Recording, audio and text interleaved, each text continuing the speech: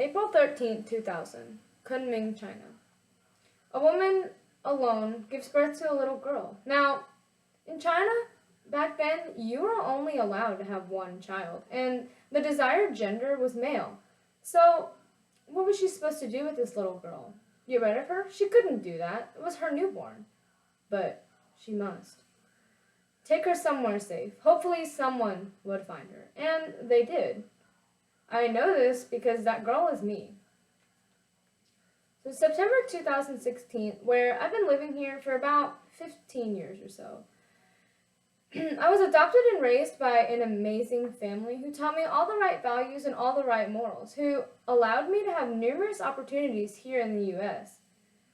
Thinking about how life could have been if I hadn't been adopted, or if I'd been adopted by another family, are things that I'm going to address in today's speech.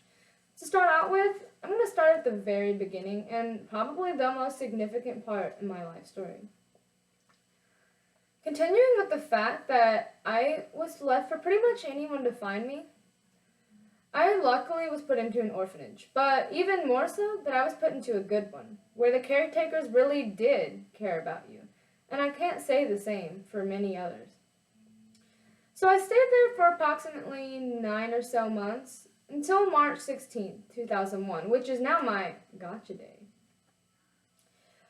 That day, a woman about 40 years old, American, would hold me in her arms for the first time and drastically change my life forever. Now, people might think that because I'm adopted, I'm different. I think differently, I like different things, but that is really not the case. I am just as regular of a teenager as any. I keep my room ridiculously messy.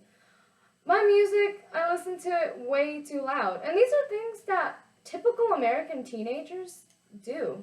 It's normal. I live with my mom, my sister, and my grandpa. We live on a farm, so there's always something to be doing. I'm enrolled in 5 college classes and participate in pretty much everything in my school. You name it. Sports, band, UIL, FFA. I mean, it's very busy. My life is busy, but it's very rewarding and meaningful. And now it comes the question, what could have happened if I had either stayed in China or been adopted by another family? Well, if I had stayed in China, there would have been 2 options. 1, I could have died before anyone had found me. And 2, I could have been sent to work in a factory before I reached 10, with little to no pay and probably no education, since all I had to do was work. There was no need for me to read or write. And that is not a meaningful life, in my opinion. If I had been adopted by another family, say someone not in Texas, it doesn't appeal to me. My life still could have been great. I'm not saying it couldn't have been, but the fact that anything would change from how my life is now, I wouldn't want that. Who adopted me, when I was adopted, how my life is now, and how it could have possibly been if I had been in any other situation is just very important to me, and things I've addressed in today's speech.